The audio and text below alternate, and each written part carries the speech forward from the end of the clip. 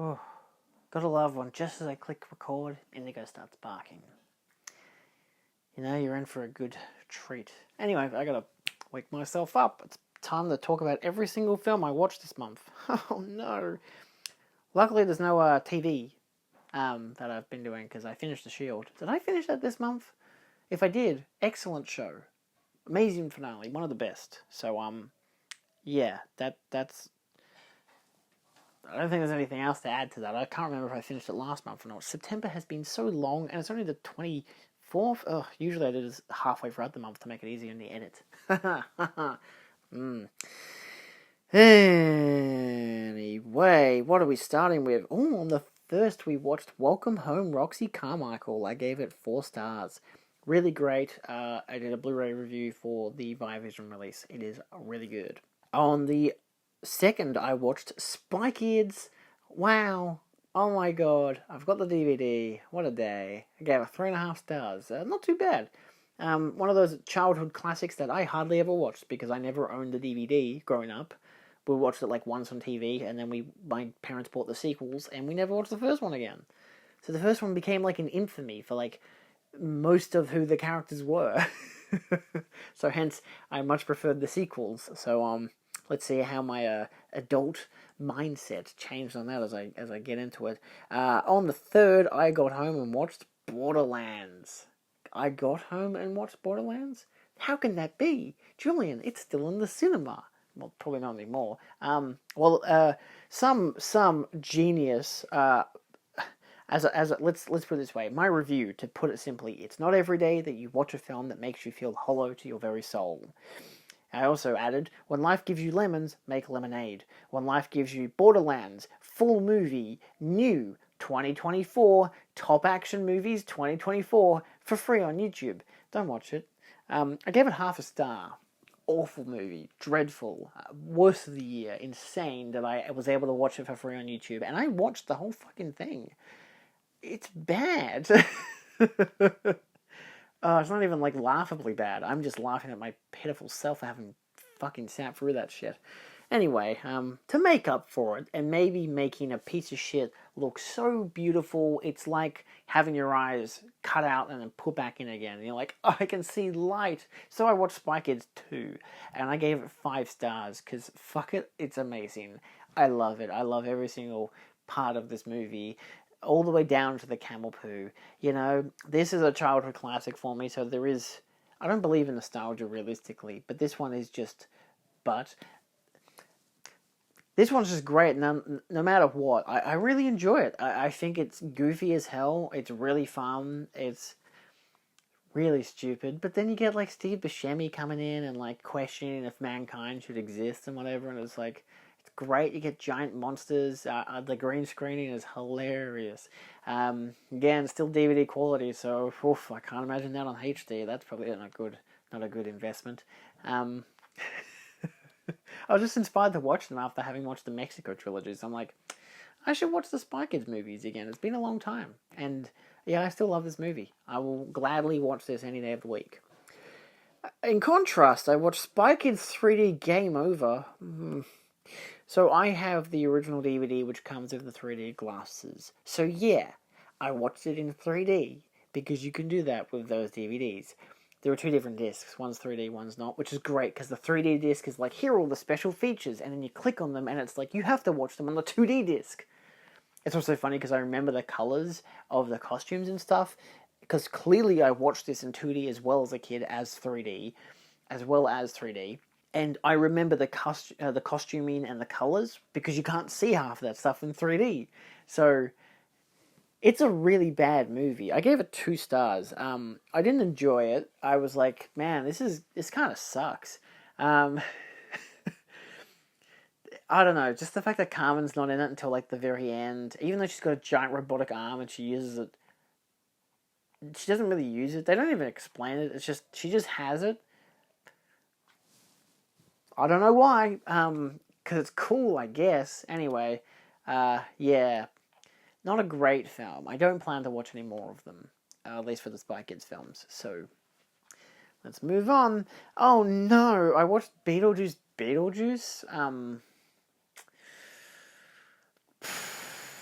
I gave it 2 stars. Wasn't big on this either. I wasn't going in with the most optimistic point of view because Tim Burton hasn't made a good movie in 25 years. But I was also thinking, maybe there's a chance that something good could come out of it. There's practical effects, there's the stop motion stuff, there's a lot of elements that are reflective of the first film in terms of production, which I admire. But then you watch it and you're like, man, there's a reason 80s films, when they try to remake them for modern audiences or try to make films look like they're set in the 80s and they have the gel lighting, and it doesn't work on digital because the cameras look like shit. There's a reason that stuff looks good in film, because it's film. And film has a great organic quality to it that makes these colors really, really nice. But now it just looks flat and boring. Michael Keaton's still good. Catherine O'Hara, fantastic. Winona Ryder is just there. And Jenna Ortega doesn't seem to have any variety in her range of roles. She kind of just plays the same character through all the films I've seen her in.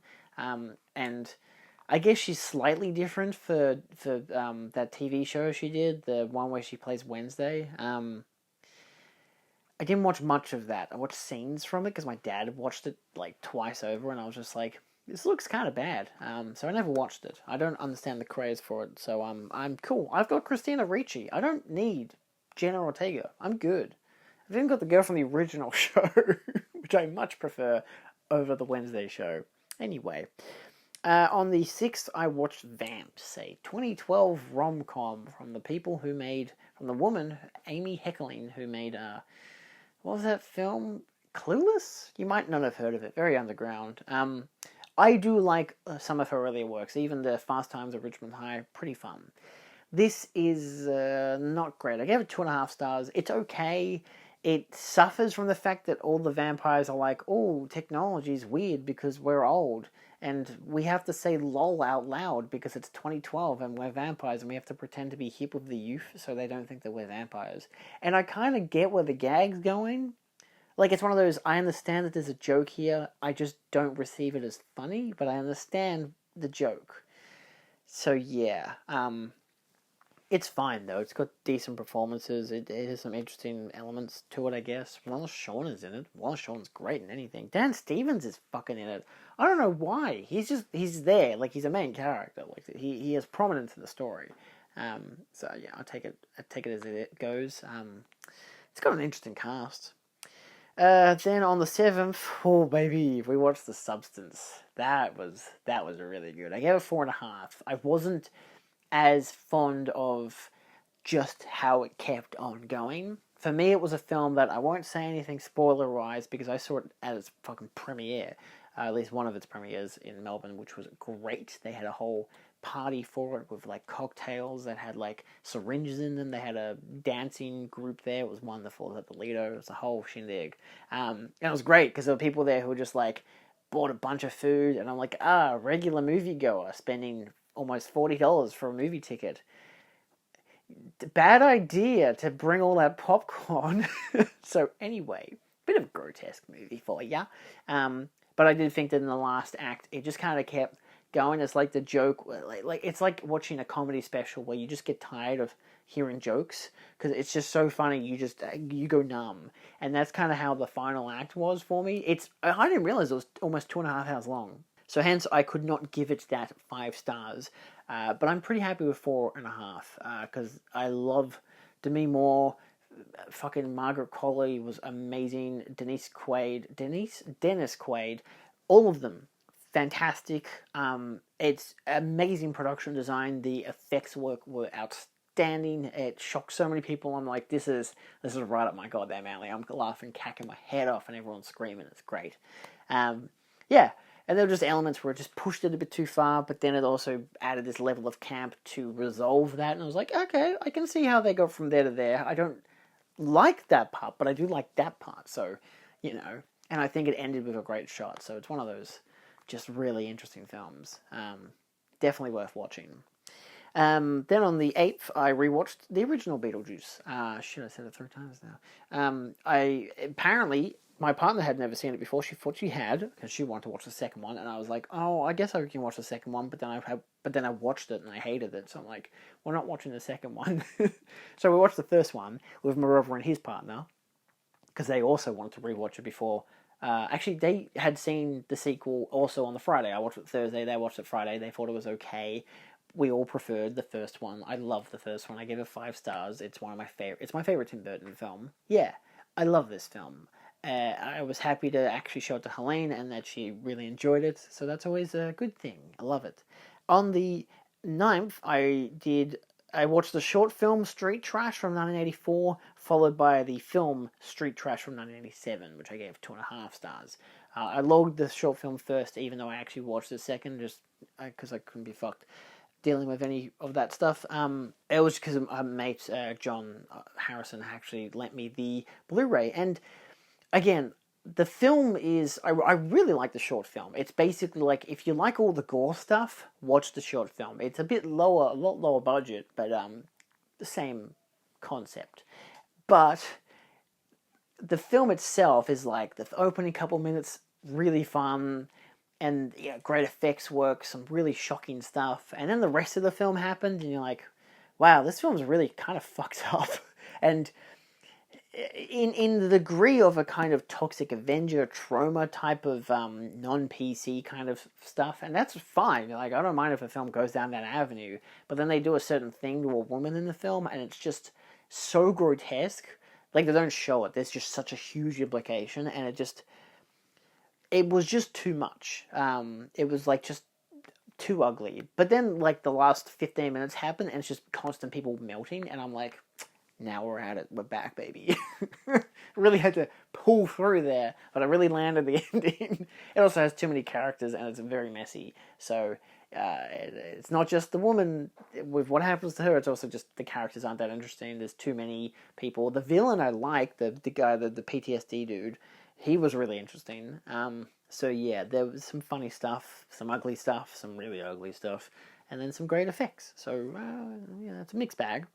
The guy who directed it and wrote it is like a well-known like camera operator who's done a lot of films that you would know, and it's crazy that he's the guy who has shot all these amazing films, and also not cinematographer but camera operator, but also just made Street Trash, which is weird. On the 10th, I watched The 13th Hour.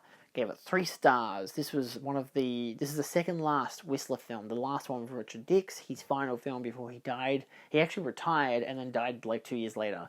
So, yeah, really, probably one of the better ones of the films. Can I remember what happens in this? Vaguely. What happens in this? Oh, the trucker. Yes. I actually did like this. It's one of those putting a character in a stressful situation constantly, despite like, because some people have vendettas against him and not, and whatever, and yeah, it built really nicely. I liked it. That being said, I then watched The Return of the Whistler the next day, which I gave 2.5 stars. It was fine. It's like, what if the Whistler films were just completely mediocre? Most of these I gave 3 to 3.5 stars. Outside of the first one, which I gave 4. And the worst 2 I gave 2.5, I believe, and the Return, maybe 2 for one of them, I can't remember. But Return of the Whistler, it's fine, but it's like, it doesn't really hold a candle to the rest of them. So yeah, what was it, 4, 3.5, 3. So Voice of the Whistler I also gave 2.5. 3 stars. Secret of the Whistler I gave 2.5. And yeah, then the last one I gave 2.5. So I gave 3 of them 2.5 stars. So it's one of those, they're fine, you know, again, 2.5 is not bad, it's just middle of the road, it's just, it's fine. It's a passable hour and 5 minutes, so, you know, it's not much of a stretch. So to make it a stretch, I watched Chinatown. I hadn't seen that in a goddamn long time. So yeah, rewatched this with the new 4K, looked great, sounded great, a masterpiece. It can't go wrong. 5 stars. There's genuinely nothing I can say about this film because it is just perfect. You can't go wrong. And of course, to make it even more perfect, I watched The Two Jakes the next day because the Paramount Presents release from the US comes with The Two Jakes, which is great. The film itself is fine. I gave it 3 stars. I enjoyed it. It's really long. It's like a precursor to legacy sequels. Like, it's basically what we're getting now with legacy sequels, where it's set 20 years later. The cast are basically either completely disheveled, or just the same. And then this film makes them haunted by the past. It's like Blade Runner 2049, but the second half of Blade Runner 2049, but without the score, the beautiful look. It still looks quite nice for a noir that's filmed in the 90s. There are some interesting things. Jack Nicholson's still interesting in the role. He directed it as well, so there are some pros and cons to it. It's definitely obvious that Robert Towne, who wrote the film, the first one, and wrote the second one, and won the Oscar for the first one, doesn't have the touch that Polanski had, because Polanski obviously added stuff to the script and cut things out. So despite that, he wasn't credited as a writer, which is really interesting. But yeah, so the final product of Chinatown is a masterpiece because of Polanski. However, The Two Jakes is just fine. One thing I really enjoyed about it was that he's driving at one scene and listening to the radio, and a familiar tune popped up. And I realized, oh my god, he's listening to The Whistler, the radio play, because there was a bunch of radio dramas. And it was just one of the Whistler dramas. And it was great. I'm like, oh my god, that's amazing. That was my main takeaway from that movie. I don't give a shit about the plot. Even though it's fine, I guess. It's alright. It's very much a direct sequel to Chinatown. Like, what if Jake lived for like the next 12 years, or it's actually said 10 years later, and there was like, the only repercussion from what happened to in Chinatown is that he just feels a bit of guilt from it, and wonders what happened to a certain character, and then this film resolves that. So, in like a 3-hour runtime. Oofed. Anyway, on the 13th, I watched, yeah, you fucking guessed it, Friday the 13th, part VII, The New Blood. I watched The New Blood. That's the one where he fights Carrie. It's great. I actually really enjoyed it. I gave it 4 stars this time. I love rewatching these Friday the 13th films and realizing what's so great about them, because most of the time you're watching them, you realize they're all the same shit. But some of them stick out amazingly in contrast to others, whether for good or for worse. Final chapter, Jason Lives, amazing. I even like part 2 because it really does better than the first part, despite how iconic the first one is. Jason Goes to Hell, people hate, but I like it because it's vastly different to the rest of them. Jason X is camp as fuck, and it wears it on its sleeves. Freddy vs. Jason, pure perfection of cinema, and even the remake was still pretty fun. I'm yet to watch the Killer Cut, but I will be watching that this coming October, because I got the new 4K and I'm really excited for that. But yeah, so I figured, look, I want to watch one that I didn't appreciate as much on the first run. Let's see what it's like on the second. And I really liked it the second time around. I enjoyed the characters. I enjoyed the kills. Sure, a lot of the gore, blood and stuff was cut out from the final product, but I don't know, part of it works for me. There's still enough. It's not like there's zero gore. A lot of titties and stuff. Oh my god. Can't have enough titties, but no, people getting cut in half, nah, that's too much. That's overkill. So it would have been nice if all the deleted scenes that are on the Scream Factory release would have been reinserted into the film, even though that's the best that they're ever going to look, and also the director passed away, so it's never going to be perfect. But they could do it. I feel like they could have still done it, like, given you 2 different cuts. Here's the theatrical cut, the one that people are still about, but that's what it is, and it's in full HD, whatever. And here's with the reinserted death scenes, like what they did for, it was 101 Films did it for Silent Night, Deadly Night. The first one, the uncut version. It has all these, like, VHS quality scenes cut into it for all the, basically, egregious death scenes, and it makes it more fun. They could still do that for this film. I feel like they could still do it. It would work. It also adds a bit of continuity, but at the same time, they've also had to reshoot scenes because someone died in one scene, and they had to cut that out and then change it to be a death in a different way, which means that they were looking for a character and you don't know why they're looking for that character, but it's because they'd seen them earlier and that scene was cut out because of a certain death scene or because they're smoking weed or something, and you got to cut that out. It's just becomes a bit of a mess. So it's not perfect, but I still really enjoyed it, and also it's got a really fun final act. So, and Jason looks fucking awesome in it. Like, Kane Hodder is amazing in it, and he just looks so good. And then his mask explodes and he goes all fucking zombie shit. It's so god. It looks tremendous. That on 4K would look exceptional. Anyway, then I followed up with just Jason's Destroyer, the making of Friday the 13th, Part 7, The New Blood, which was also on Scream Factory Blu-ray. Really nice, only 15 minutes long. It mostly just talks about how they had a bunch of shit cut out of the film and that they're sad about that, and that's pretty much it. But they also talk about Kane Hodder and him doing the stunts and whatever, and being Jason for the first time, so that was really nice. On the 14th, I went to the Cinemaniacs and we watched Count Yorga, Vampire, from 1970, which I've had the Blu-ray 2-pack for like probably almost a year now. I got it last year at the Astor. They had an event with the Dead and DVD. It presented the whole like movie market with Cinemaniacs and Umbrella and a few others, and Lee had convinced me to buy it, and so I was going to, and then of course they announced their lineup for this year, and Count Yorga was there, and I was like, maybe I'll just wait, and so I did, and I enjoyed it. I gave it 3.5 stars. Craig did a presentation beforehand, which was really nicely informative, and I'm eager to watch the sequel, probably in my spooky season, of course.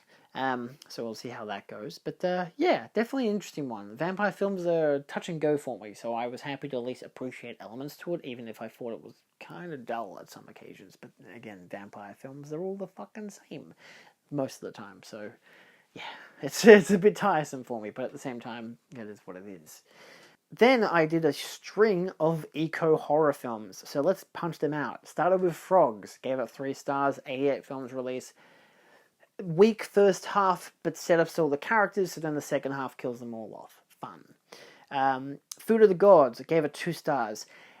Some of the practical effects for the giant rats and stuff are fun, and some of the kills are fun, but then they're shooting rats with paintballs, which is a bit oofed. The weird effects that they have for the wasps, terrible, awful. Shouldn't have put that in. It looks worse than Birdemic. And then it looks like they drown actual bloody rats or mice at the end, which was just too much. Like, I know eco horror has that thing about it where, yeah, they're hurting animals a lot of the time, mostly, and I shouldn't feel empathy towards fucking rats, but I don't know, for some reason I did, and I just wasn't appreciative of it. I was like, this kind of sucks, and also just felt really a bit much. So yeah. So to kind of get that taste out of my mouth, the same guy who did that, the Bert I just remember his name's Big, Bert I. Gordon, did Empire of the Ants, and I really liked Empire of the Ants. I give it 4 stars. It would have been it started off, even my review is, a bunch of rich people eaten by giant ants. 5 stars. Doesn't seem far-fetched now, does it? Well, that would have been if the middle act was fun. Instead, it's just them rowing for like 20 minutes, and it's a bit boring. Like, there's a tension to it that I wasn't feeling, but I understood what they were going for by the end of it, realizing, oh, okay, I see what they're doing. But then the first act, great. Final act, really great. So, just the middle was just, eh. But I liked how the final act went just over the top, and I really liked how they did that, instead of it being just, they gotta fight a couple more ants and get off the island. It's, what if there are people living on this island and they have a city and maybe ants are doing something to them? It's really fun. I really like that. On the 18th, I did Kingdom of the Spiders, which I gave 4.5 stars. One of the best final shots of a movie. Will not spoil it. Fantastic. I really liked it. Of all the eco horrors, a lot of them are just, here's a bunch of rich bastards.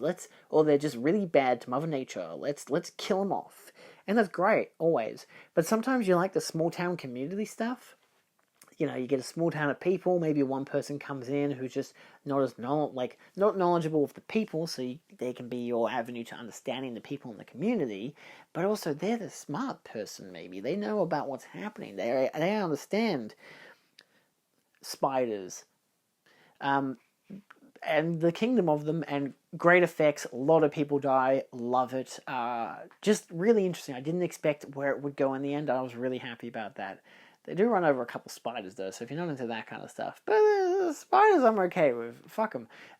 Occasionally. I don't know. Man, my ethics here. Rats, oh, no, that's too far. But spiders, yeah, go for it. I don't fucking know. I live in Australia. Fuck, spiders suck, dude. I hate them. Anyway, double feature that with Squirm, which I finally have a Blu-ray release of. Almost all these other ones I've mentioned are Scream Factory releases. No, Kino. They're all Kino Cult releases. Stupid ass fucking labels. But I actually watched it. I've seen it. Saw it a couple of years ago at the Cinemaniacs. So this time around, I watched it with the commentary track provided by Lee Gambin and John Harrison, which was really interesting. It's one of those things where it's clearly like over like a Zoom call or whatever it is while they're watching the film, so there can be a bit of iffiness when like one of them jumps in to mention something or they're laughing and the audio becomes a bit fuzzy. But information-wise, really well delivered. There was, by the second half, the banter really like drove in, so like the awkwardness of trying to deliver the information at a good pace and everything sorted itself out, and it became just two mates just chilling out watching a really fun movie. It was really nice. So that was great. Really liked that commentary. Keen to listen to more, and even to just rewatch the film again, like to properly actually watch it with all the sound effects, because a lot of that stuff was cut out from the commentary. So they're mentioning like audio cues and stuff that you can't really hear. So yeah, maybe if I had headphones on or something to get more of specifically on that sound, but I feel like most of the audio was just the audio commentary unless they took a break and you would hear the actual movie jump back in. So yeah, worth noting, but good. Really solid addition to the release. And on the 19th, I watched Orca. I gave that 3 stars. I didn't give Squirm a star rating. Last time I watched it, I gave it 3 stars. I imagine I might give it more next time. Again, need to actually fully watch and pay attention to the whole film rather than just the commentary track. I don't like giving star ratings to a film if it has if I'm listening to a commentary track, because I'm not really there for the film. I'm there for it as a background element. But yeah, I watched Orca. I really liked it. Like, again, I gave it 3 stars. It was one of those that has Lee's original commentary on it. His first ever commentary, so that's really good. I want to listen to that. I was surprised by how interesting the film was. Like, it's one of those in the shadow of Jaws, but it feels like a better Jaws sequel. You think of Jaws the Revenge and stuff, where it's like the animals coming for revenge. Well, it's like, what if we do that, but we play it smart? Firstly, it's a killer whale. It remembers people. They have a whole section where they're on land because it's a fishing town, and the bloody whale is able to destroy a bunch of boats and even a power plant. Like, it lays a lot of destruction to the point that the whole community are like, you need to get on your boat and fuck off and have this whale follow you because you're killing everyone here. You're ruining our town. So I really appreciated that. The final act was interesting, even the final confrontation. It was interesting. Like, the characters are all kind of like bad people, but tried doing a good thing, which became a bad thing. And it's like, you can see like the mix of the in-between of like, oh, these aren't great people, but also they're not in a great circumstance either, because this killer whale is relentless, to say the least. So pretty fun indeed. Still pretty cheap, but pretty fun. And then I watched Piranha on 4K courtesy of Scream Factory. I gave it 3.5 stars. Pretty fun. More fun than Orca. A lot more violent than I expected. Like, I knew it was like, man-eating fish, whatever the fuck, but I didn't expect them to be attacking children and stuff, and that was like, holy shit. It's like Joe Dante's quality of like black humor right there, but like, didn't expect it. Interesting though. The film is just one of those, it just keeps going and going and going. There's not really a stopping and then we got to talk and then starting again and whatever. It's just persistent all the way through, which I kind of like. It flows like the river does. It's just a constant stream of things happening. And I like how it wasn't just, it's just a small group of people dealing with piranhas. Then like bigger entities get involved and stuff, and it becomes like a conspiracy thing as well. It's just all these mixtures, like Kevin McCarthy being in it, like perfect for the conspiracy stuff. Who was that chick who was in like Black Sunday? Barbara Steele is in it. It's strange cast, but fun, just good old fashioned fucking fish eating people fun. So yeah, quite humorous as well, of course. On the same night, because I was just tired. I wanted to watch something that I really, really hadn't watched for a couple of years. So I rewatched Death Proof, which bewilders people when I say it is my favorite Tarantino film. Not his best. I don't even know what I'd say would be his best, because it's like, it would either be like Inglourious Basterds or Once Upon a Time in Hollywood, or even Kill Bill. But my favorite of his is always Death Proof. I love Death Proof. I don't even care that much for the genre. I don't understand most of what it is referencing. I'm planning to buy a couple films that it references directly, but I love the way it sets up this just voyeuristic, like, oh, we're like perving on women and we're gonna kill these women and all this nasty stuff to these groups of girls. And then the second half is like, okay, this is a completely different film. What if we just do the reverse of what we just did there and fuck Kurt Russell and kind of just toxic men in general? And it's great. And Zoe Bell is phenomenal in it, and it just has a fantastic cast in the first and second half. The songs are great, the editing choices. It's the extended cut because I have that as a separate Blu-ray, which this is the third time I've seen the film by itself, because the first time was on TV. Loved it. That was during a Kurt Russell marathon of like each Friday SBS had a different Kurt Russell film. That's how I first watched The Thing. It was great.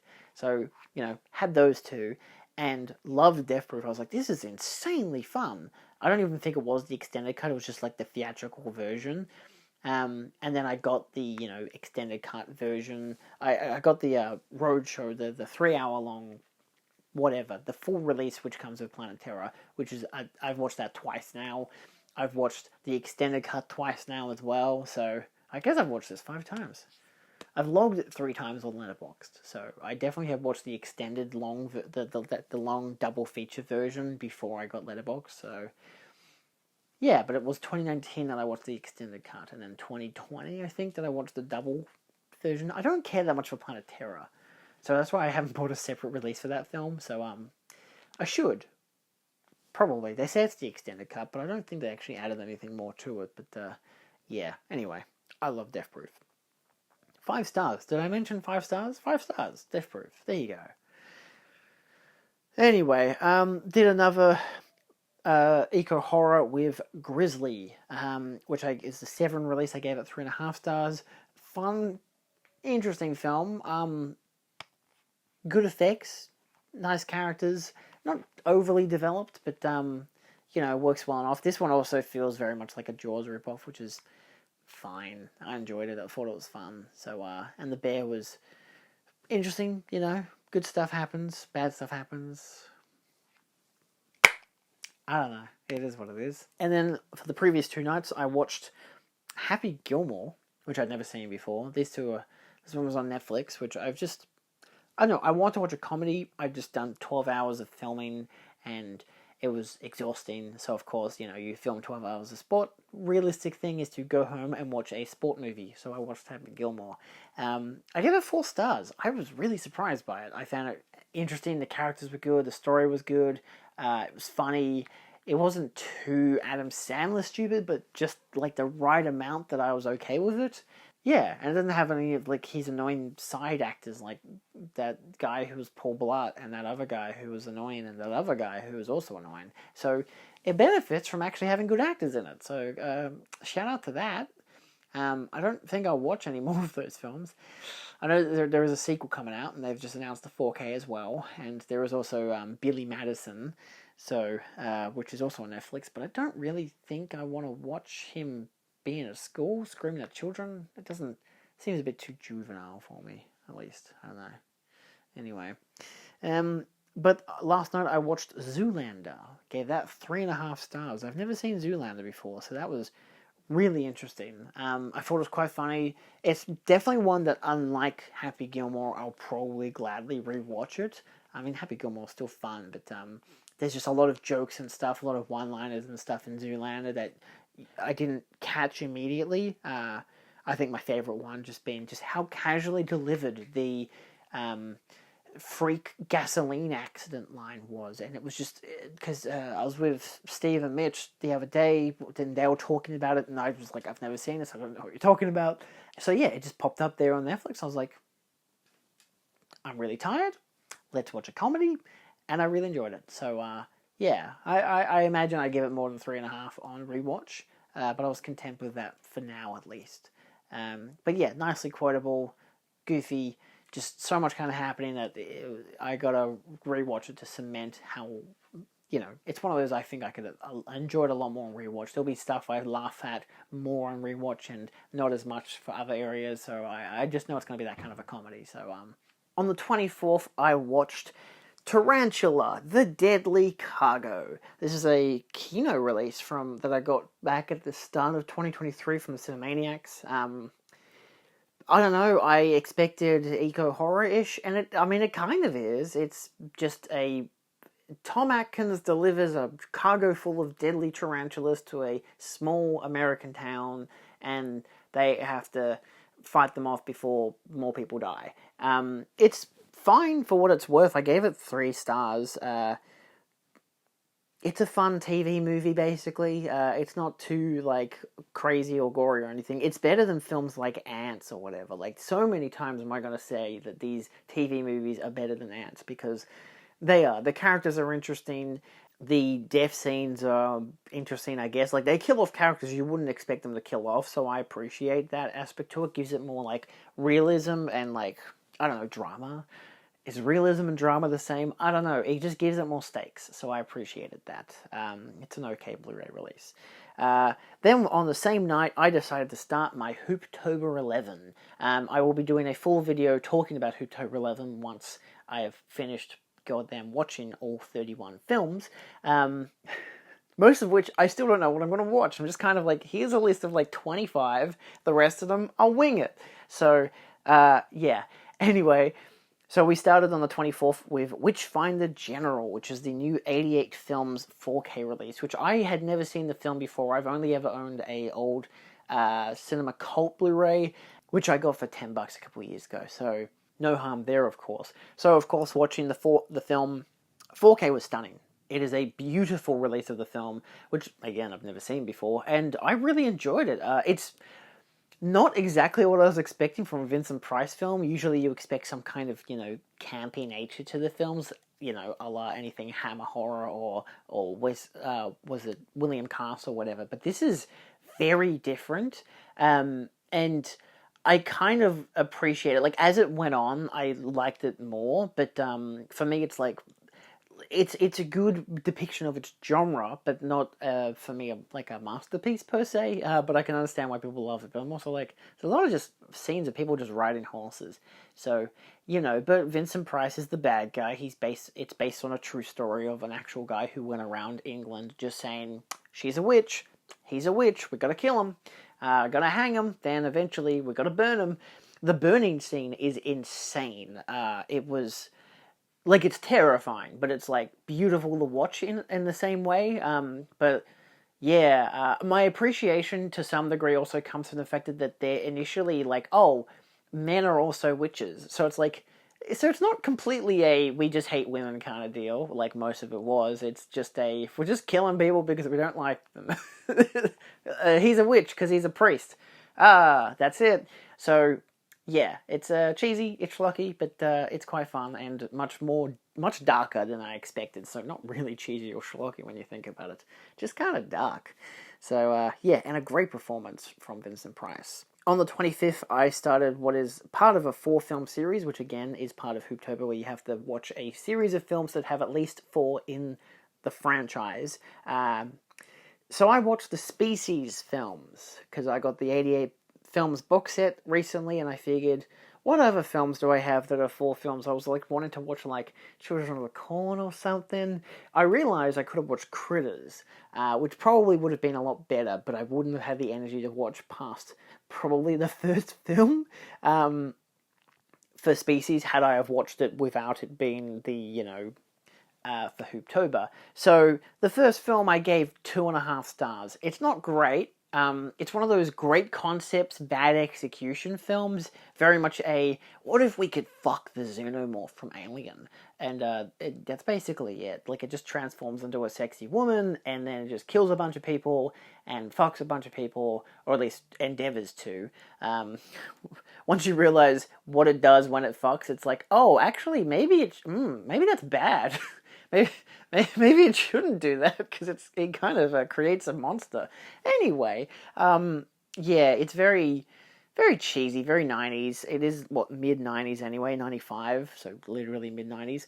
I will give some props to the 88 film set. All the transfers look good, and the sound is good. This one actually had a little, during one scene, there was some clicks, so you couldn't actually hear part of the dialogue, but it was just one of those obvious exposition scenes, so you knew exactly what was happening, so you weren't missing much.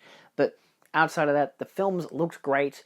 I wouldn't go out of my way to get the Scream Factory 4Ks, at least for the first two. But I mean, sure, if you want to, if you're a fan of the films. But it is those same transfers. It's the same transfers that Scream Factory already did. It's those same special features. A lot of them are like either DVD upscaled onto a Blu-ray disc, or just some of them are original for like the first and second Scream Factory releases. So if you're in the UK or in Australia and you want to get a Region B version, this is the way to go, but I wouldn't suggest the films, personally. They're not great. So what else did I watch? We got Dracula's Dog. I watched that, which was also part of Hooptober. I gave it 3 stars. I also watched it because Lee and John did the commentary, and I wanted to do a review of the Blu-ray because the Blu-ray is also has a 4K, and the 4K doesn't have HDR. It's just a SDR film, and I've never really experienced that before. So I'm doing a video on that eventually. So check that out when it comes out. Then on the same night, I watched... Actually, that wasn't even part of Hooptober. I just wanted to watch that. I gave it 3 stars. It's fine. It's not bad. It's just a bunch of people go camping. They get attacked by dogs. One of them happens to be a Dracula dog and turns other dogs into Dracula dogs. It's goofy as hell. But the final act is fucking insane. The last 15 minutes of that movie goes hard. So, recommend for that alone. On the 26th, at the same goddamn day, I watched Species 2, because I can't do multiple Hooptobers in one day, so this is my my third Hooptober. I gave it 3.5 stars. I actually really liked it. I was surprised. It's insanely gory and crazy and horny as shit, but it takes the idea and makes it really, really good. So definitely would recommend Species 2. For some reason, a lot of people don't like it. I think it's better than the first one and definitely better than the rest of them. Then on the 27th, I watched Species 3. Gave it 1 star. Awful. Would not recommend it to anyone. It's just bad. And then, of course, I watched Office Killer. Wait, what? I watched Office Killer on the same day, the 27th. This was really fun. I borrowed it from Phil and Katie, and yeah, I gave it 4 stars. It's a really fun horror comedy from the late 90s with Carol Kane. Got a really good cast to it, faces you'd recognize, got some fun kills, does not go in the direction I kind of expected, so I enjoyed it a lot more. I was expecting it's inside an office and they're killing a bunch of people, but no, it was a lot goofier and campier, and I liked that about it. And then today I watched Species: The Awakening. It was bad. I gave it 1.5 stars. It's better than the third film, because at least it looks good, but it's shorter by like 20 minutes, which is crazy that the third one is like almost 2 hours long. But I would not recommend the third film. The fourth film, I still wouldn't recommend it, but it's okay at least. So, what else did I watch? So I followed Species: The Awakening with Dracula's Dog, aka Zoltan the Hound of Dracula. Didn't I just watch that the other day? I did.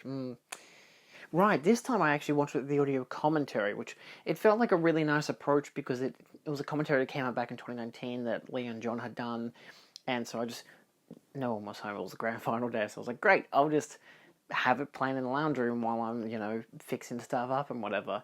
And it was really good. Really, really interesting commentary. Just a good release overall, so I'll have a Blu-ray review come out for that soon, if it isn't already out. To touch up the night, we finished with Bram Stoker's Dracula, courtesy of the Cinemaniacs. This was at the Astor, presented in 4K, had a presentation beforehand.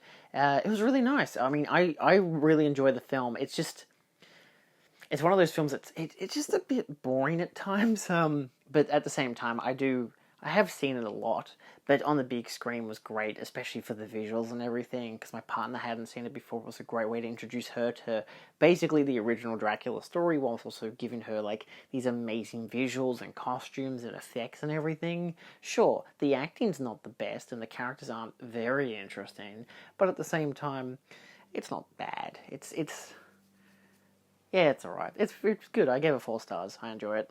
On the 29th, I had to do more Hooptober, so I watched Salem's Lot, which is part of the Hooptober list to watch a Toby Hooper film. I hadn't seen it before. I've been very excited to watch it for a while now. I've had the Blu-ray for a couple of years. And yeah, I just had, again, home by myself, so I was like, perfect, time to watch a 3-hour-long TV movie.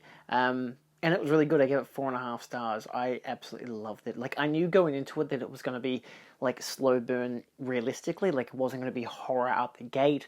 It was going to take its time to give all these characters and the lives that they live and the town they live in, because it's about Salem's Lot, and then about how the evil intoxicates it and starts to destroy it from the inside out. So, and I like how that's represented both from the vampire thing and also from, like, domestic abuse and all these other, like, isms that are very things that Stephen King puts in a lot of his books. So, obviously, because it is based on a Stephen King book. And it was really good. I really liked Hooper's direction. As it went out, it became more obvious how I was like, yeah, this is like a longer version of Texas Chainsaw. If that movie was 3 hours long and it took a while to meet the first crazy guy, that's what this movie's like. I love the jump scares. I didn't realize I was going to be affected by them, and I really was, and I love that. Yeah, some great effects. I love the smoky stuff. I love the characters going backwards and stuff. There's so many amazing stuff. The house at the end was so gorgeous, disgustingly gorgeous. I loved it. So, wonderful film. I then followed up with My Cousin Vinny on the Criterion channel because I just felt like it. Also because my brother was using the theater, and so I was like, I'm gonna use the Criterion channel. I haven't done that yet, and it's been resubscribed to, so I gotta kind of watch something. And I know it's on Disney Plus, but I figured, fuck it. I'm paying for this at least, not Disney Plus, so I'm going to watch it on the Criterion channel. So I gave it 4 stars. I thought it was quite fun, very enjoyable.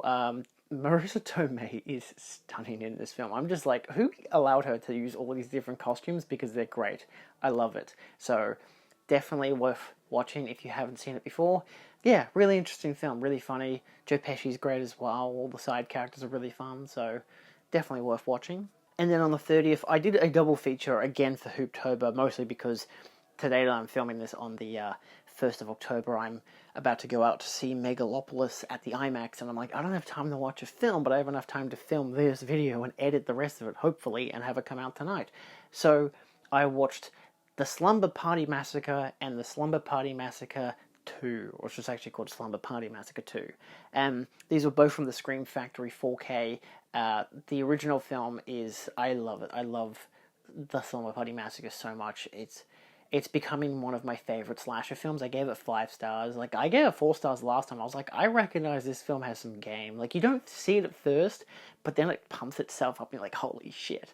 I hadn't seen it for like 4 years, so I didn't remember the whole second half, which became really tense for me, which never happens in a slasher film. So I really, really loved that.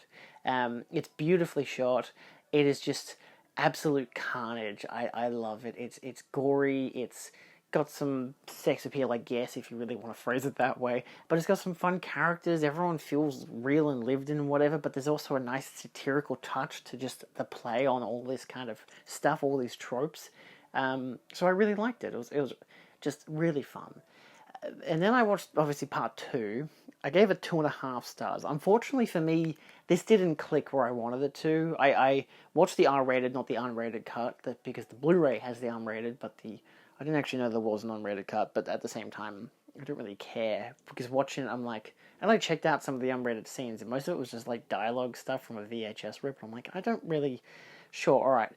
The film didn't click with me. Whether you love it or hate it, it didn't click with me, and that was my problem with it. Like, the whole time, I'm not expecting, because I've just watched part 1, that part 2 is going to be amazing, whatever. I knew it was going to be different. I knew there was musical elements. I had it under the guise of the musical comedy, whatever.